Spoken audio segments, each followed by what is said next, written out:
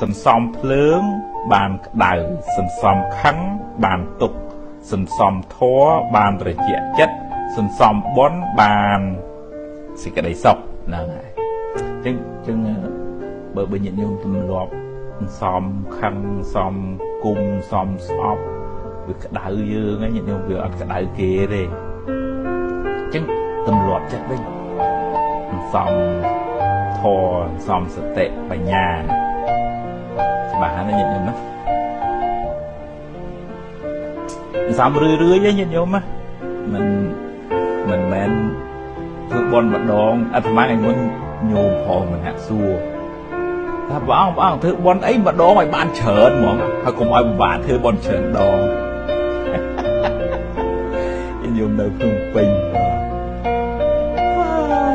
ហើយញាតិញោមចង់ធ្វើបន់ម្ដងបានសម្រេចអរហន្តហ្មងញាតិញោម